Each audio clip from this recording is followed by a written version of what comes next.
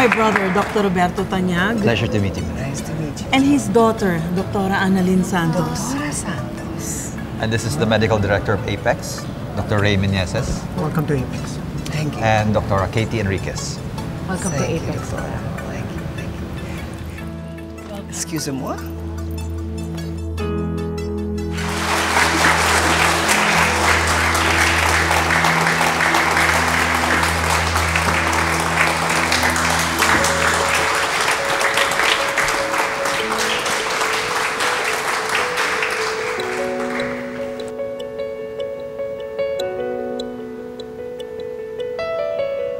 Bonjour à tous. I'm sorry. I know you didn't understand what I just said, but don't worry. I know how to speak Tagalog.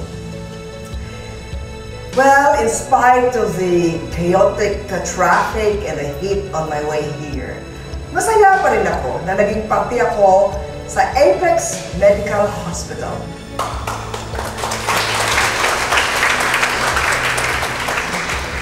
Matagal ko nang hinihintay ang okasyon na ito. Kaya tama lang na ipakilala ko sa inyo ang sarili ko.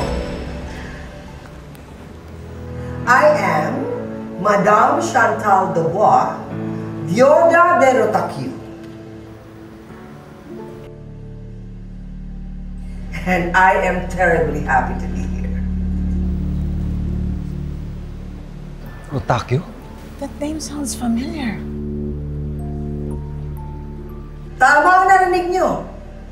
Bago ako ikinasal sa French husband ko, I used to be a Rotaque. Kapareho ko ng apelido si Moira. Ma'am, excuse me. Do you know Moira? Are you related to her? Oui! Kilalang-kilala ko siya. More than a relative. Dahil ako ang ina ni Moira.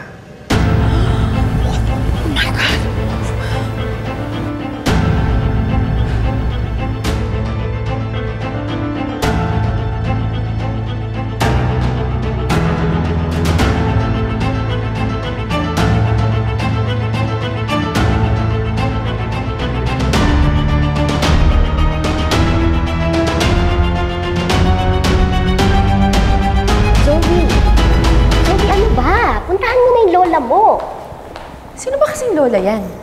Dad's mother? Eh, ang alam ko, mas nauna pang namatay yung asawa ni Lolo Pepe. I am talking about your maternal grandmother, ang nanay ng mami mo. What? Eh, ang sabi ni mami, matagal na siyang patay. Well, obviously, galit ang mami mo sa lola mo. And now that she's gone, gusto raw bumawi sa'yo ng lola mo. That's why you should go there and see your lola. Sige na. Bakit pa? Eh, hindi nga siya sa akin pinakilala ni Mommy. That only means that she thinks we don't need her. Zoe, wala na ang mami mo.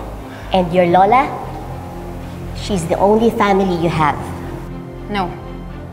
Para sabihin ni Mommy na patay na siya, she must have done something bad to her.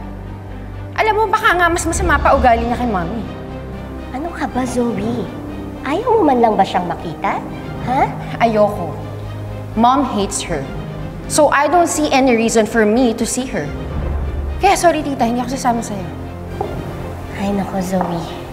Bahala ka na nga.